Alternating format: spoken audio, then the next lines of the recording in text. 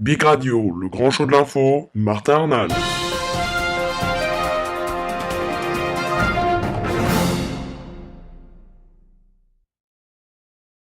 Bonjour à tous et bienvenue, merci d'être avec nous sur bigradio.fr, c'est parti pour le grand show de l'info, l'édition du vendredi 17 mai 2013. Aujourd'hui nous parlons du Conseil constitutionnel qui a validé ce vendredi la loi ouvrant le mariage et l'adoption aux couples homosexuels adoptée par le Parlement français en avril. François Hollande promulguera la décision samedi.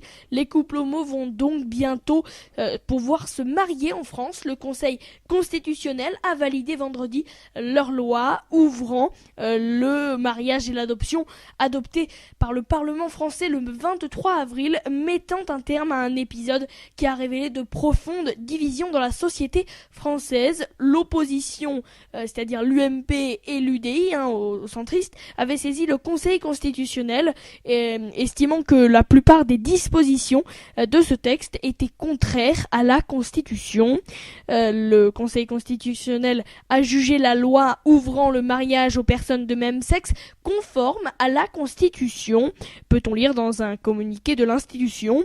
Le Conseil, tout en validant le droit d'adopter pour les couples de même sexe, a tenu à souligner que le texte ne leur reconnaissait pas un droit à l'enfant, le principe à respecter pour tout agrément d'adoption devant être l'intérêt de l'enfant. Même si la législation républicaine antérieure à 1946 et les lois postérieures ont jusqu'à présent regardé le mariage comme l'union d'un homme et d'une femme, cette règle n'intéresse ni les droits et libertés fondamentaux, ni la souveraineté nationale, ni l'organisation des pouvoirs publics et ne peut donc constituer un principe fondamental, a ajouté le Conseil constitutionnel sur son site internet.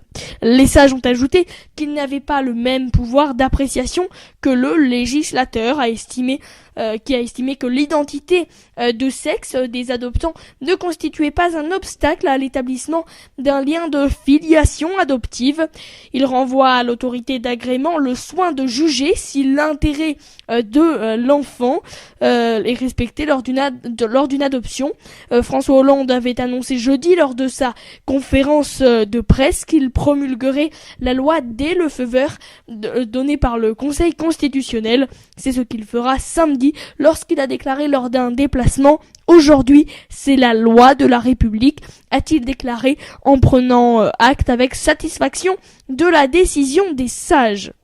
En tout cas, le gouvernement répond qu'aucun principe constitutionnel ne limite le mariage à l'union d'un homme et d'une femme.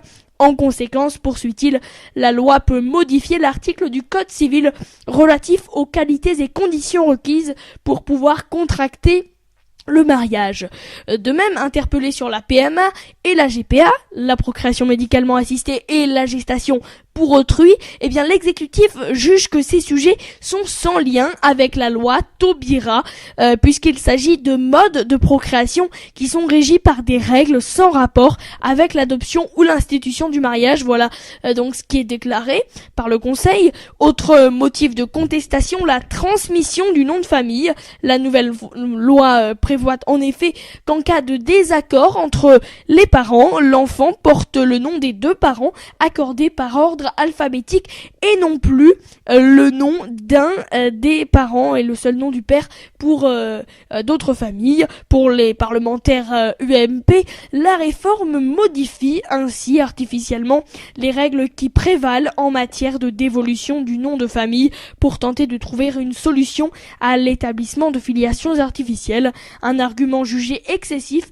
par le gouvernement qui fait valoir qu'il s'agit d'une règle limitée sans modification du dispositif déjà existant. Voilà donc ce que nous pouvions dire pour ce mariage gay qui a été adopté définitivement par le Parlement, mais également par les sages. Et en tout cas, Brigitte Bardot a affirmé ce soir chez nos confrères d'LCI qu'elle manifesterait bien le 26 mai à Paris avec tous les autres opposants. Un mot à présent du bloc-notes et bien la conjoncture gouvernementale et notamment du CAC 40, plus que portée par les politiques accommodantes des banques centrales et les derniers investisseurs et indicateurs américains. Le CAC 40 a terminé en hausse vendredi de plus 0,56% au-dessus des 4000 points, 4001 points exactement.